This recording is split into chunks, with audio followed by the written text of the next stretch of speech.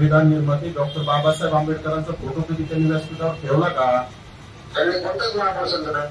कोणत्या नाही? छत्रपती शिवराय एकटे असतात. बाकी सगळे तुम्ही आरक्षण कोणाचाही आव्हान व्हायला नको, कोणाचाही म्हणजे त्रास व्हायला नको म्हणून कोणाचाच ठेवलं नाही. नाही नाही डॉक्टर तुम्हाला आरक्षण कुणाला लागत असतं? एखाद्याशी वैयक्तिक तुम्ही मतभेद होऊ शकता, पण तुम्ही पूर्ण समाजाला टार्गेट करून समाजाला सेवा देऊन काय भेटणार तुम्हाला? जरांगी संविधानात असं लिहिलंय का मराठ्यांना तुम्ही शिवराय, मराठ्यांना तुम्ही दिवसा, मराठ्यांना नावं ठेवा, म्हणजे तुम्हाला आरक्षण भेटेल असं कुठं लिहिलंय का? मला एका प्रश्नाचं उत्तर तुमच्याकडून बी अपेक्षित आहे. ज्या जरांगे यांनी धनगर समाजाच्या कुठं लाकूड घालायचं ही भाषा वापरली, त्या जरांगेला तुम्ही प्रश्न विचारला का? तुम्ही झोपलेले का? तुम्ही काय ऐकलं? आज पूर्ण राज्यात धनगर समाजाने राज्यात आंदोलन केले, उपोषण तुम्ही पूर्ण ऐकतोय ना, तुम्ही काय म्हणताय? तुम्हाला खरं तुम्ही समजदार असाल तर तुम्ही पूर्ण पाहिजे असाल. काय म्हटलं? शिकलेले आपल्यासारखं तुम्ही बिल्डअप नाहीये. नाही, परंतु हातीला बिंडोक म्हणण्याचा तुम्हाला अधिकार नाही. हाती सरांना बिंडोक म्हणण्याचा तुम्हाला अधिकार दिला नाही. हाती प्राध्यापक आहे, हाती अभ्यासक आहेत. जरांगे किती अभ्यासक आहेत ते आपण स्पष्ट करावं. जरांगीने धनगर समाजाबद्दल काय वक्तव्य केलं ते सुद्धा आपण कोणत्याही व्यक्तीचं नाव घेऊन कोणत्याही व्यक्तीचं कोणत्याही समाजाचं नाव घेऊन आतापर्यंत कधी कोण विरोध केला नाही, कोणा बोलले नाही, कोणा शिव दिला नाही. फडणवीसांमध्ये बोलले असेल कारण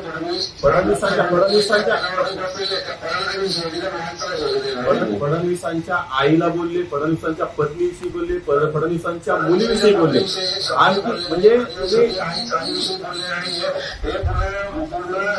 हे जगाने बघितलं सगळं. नाही जगाने बघितलं, फक्त तुम्ही तुमचं दाखवून ठेवू नका. धनगर समाजाविषयी, वंदरी समाजाविषयी, माई समाजाविषयी किंवा खऱ्या नेत्याविषयी काय शब्द बोलले कधी?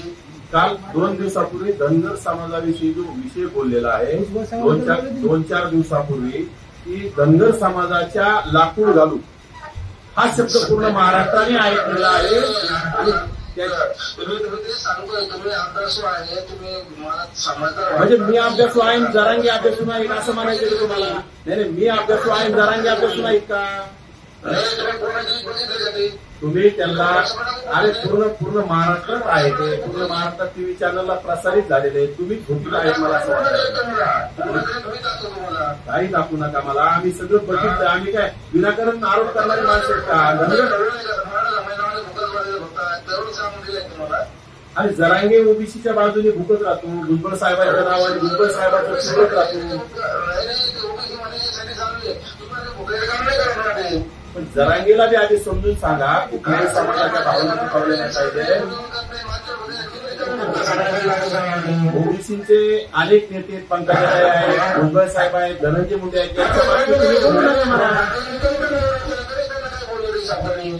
अरे तुम्ही अभ्यास करा आधी, मग मला नंतर सांगा. आपण जरांगे काय बोलतो ते विचार करा, मग मला फोन करा. मी तुम्हाला कधी बोलायला तयार आहे.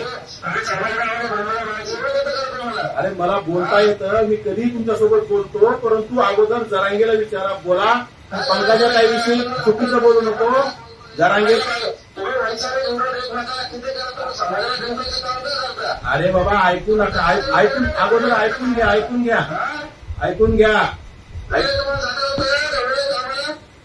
घ्या.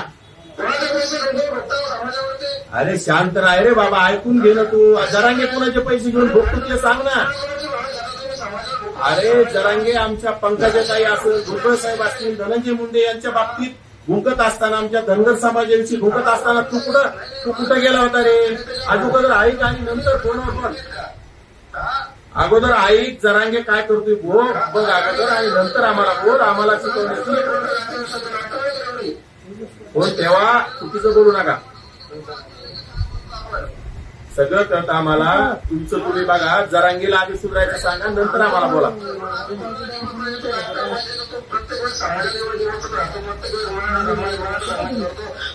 अरे कळतं आम्हाला. तुला अरे शहाण्या तुला डोकं आहे ना. तू जरांगीला आधी शिकव ना शहाण्या. ठेव बोल.